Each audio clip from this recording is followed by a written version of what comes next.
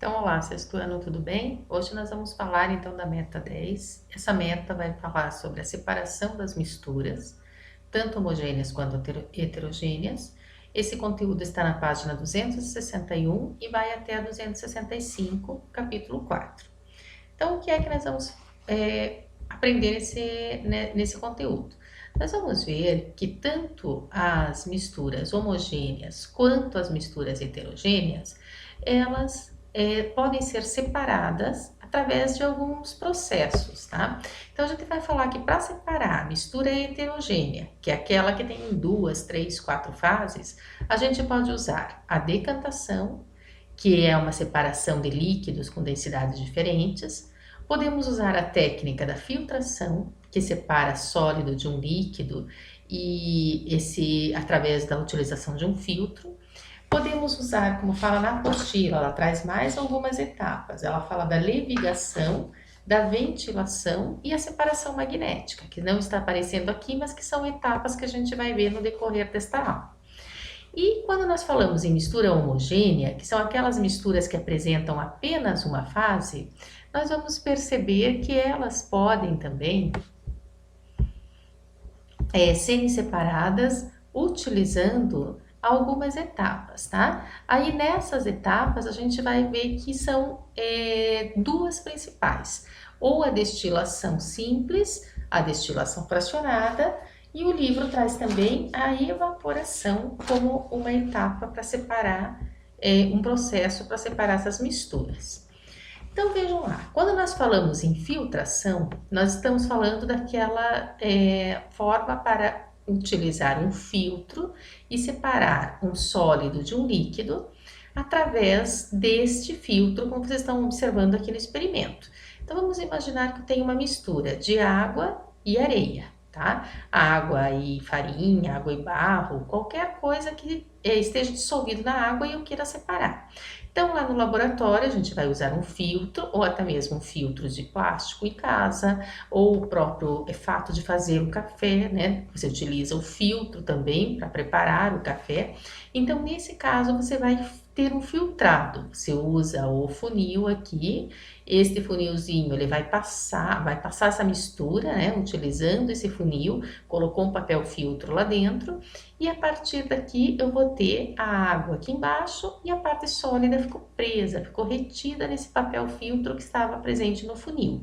Então, isso caracteriza filtração. Já a decantação é quando eu quero separar um sólido de um líquido, ou até mesmo um líquido de outro líquido, com densidade diferente, por exemplo, a água do óleo. Então, o que eu vou fazer? Eu vou misturar os dois componentes. Tenho água e barro, por exemplo, terra. Vou deixar isso misturado, vou agitar bem. Como o sólido é mais denso que a água, ele vai acabar depositando-se no fundo do recipiente. E aí, depois que esse barro ficou depositado aqui embaixo, eu retiro primeiro a água e ficou sólido suspenso lá no fundo. Então, utilizei da decantação. Vejam, por que é importante entender essas etapas? Porque dentro de uma estação de tratamento da água, né, estação de tratamento da água, ocorrem exatamente essas etapas que nós estamos falando aqui. Então, tem uma represa. A água veio desta represa para dentro da estação de tratamento, que aqui quem faz o tratamento da água no Paraná é a Sanepar. Então, essa água chegou por uma adutora, veio até a estação de tratamento, recebeu sulfato de alumínio com cal e cloro, que são substâncias que vão ser jogadas na água, para que elas grudem, fiquem grudadas, aderidas às partículas de sujeira, e aí essas partículas formam flocos, né? Misturado com sulfato de alumínio, cal e o cloro, ocorre uma reação. Esses flocos, por serem mais pesados que a água, vão lá para o fundo do tanque, aí elas passam para um segundo tanque, né? E aí, neste tanque, o decantado fica no fundo, a sujeira, o resíduo. Aí, a parte líquida aqui, que está com um aspecto diferente, está mais limpa, ela passa para uma outra etapa, que seria a filtração. Aí aqui tem um filtro feito de carvão ativado, de cascalho, de areia. Aí essa água vai passando por esse filtro, vai deixando os resíduos e finalmente ela vai para o reservatório de água tratada, Aqui é adicionado cal, um pouquinho de cloro, flúor, e esse material vai para o reservatório da cidade para ser distribuído para as nossas casas. Então, aqui dentro ocorreu etapas que nós estamos estudando para separar sólido de líquido com densidades diferentes, a decantação e a filtração. Outras etapas também muito utilizadas é a levigação. Levigação é usar uma peneira para separar sólidos com densidades diferentes. Então, aqui eu estou separando a farinha, né, dos pedregulhos, dos pedaços mais densos que ficam presos na peneira. A ventilação é quando eu utilizo, através de correntes de ar, separação de grãos de arroz das suas cascas, do amendoim das cascas, né? Isso ocorre na indústria, nas máquinas de beneficiamento. E a separação magnética, o nome mesmo fala. Se eu tenho objetos ferrosos, como a limalha de ferro misturada com areia, eu vou utilizar de um ímã para afastar, separar o que é magnético de outros sólidos presentes nessa mistura. Quando a gente fala em mistura homogênea, nós temos que pensar que são aquelas misturas que elas apresentam um único aspecto. Então, água e sal. Como que eu posso separar a água do sal? Através da evaporação natural, né, que ela pode separar o sólido do líquido, expondo a água do mar dentro dessas caixas, onde a água vai evaporar e o sólido vai ficar suspenso aqui embaixo.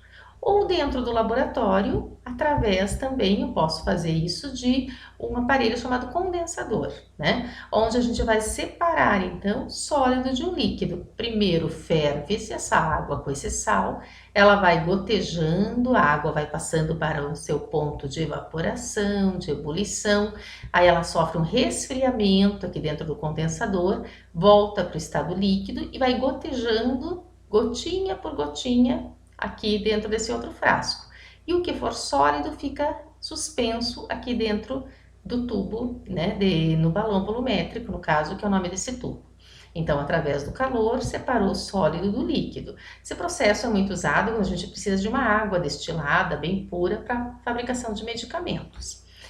E aí nós temos também a destilação fracionada, que é para separar os componentes do petróleo. Então sabemos que o petróleo é uma substância muito oleosa, menos densa que a água, e formado por muitas substâncias. Quando ele é submetido a um fracionamento, um aquecimento dos componentes do petróleo, então ele vai liberando gases e vai liberando líquidos com densidades diferentes, né? Quando ele está lá nos 20 graus, se extrai o gás de cozinha, né? Aí, nos 70 graus, a gente vai ter alguns produtos químicos que são extraídos do petróleo. 140 graus, o combustível para os veículos, a gasolina. Aí, se a gente aquecer um pouquinho mais esse petróleo, a 190 graus, o querosene. E assim vai, 270 o óleo diesel, aí nós vamos ter lá com 320 alguns combustíveis, né, usados também na indústria, e até você ter alguns lubrificantes e o asfalto, que daí é numa temperatura de 350 graus Celsius. Tudo isso é obtido dentro de uma indústria, né, através dessa destilação fracionada do petróleo que ocorre na Petrobras e em algumas outras indústrias que destilam o petróleo para tirar todos os seus componentes. E aí nós ficamos então com a atividade na apostila, página 268, 269 e 270, e aqui ela tem um comentário, né, onde ela fala que ao pesquisar descobriu que vários produtos estão presentes no nosso cotidiano, tanto a gasolina quanto o gás de cozinha e o asfalto vêm do petróleo. Como será que esses diferentes materiais são obtidos? Então, nós vimos aqui na imagem anterior que eles são obtidos através da destilação fracionada por processos de aquecimento do petróleo e a liberação desses componentes que vão se desprendendo daquele líquido escuro, ok? Então, nós ficamos aqui, até a próxima aula e fiquem bem. Tchau!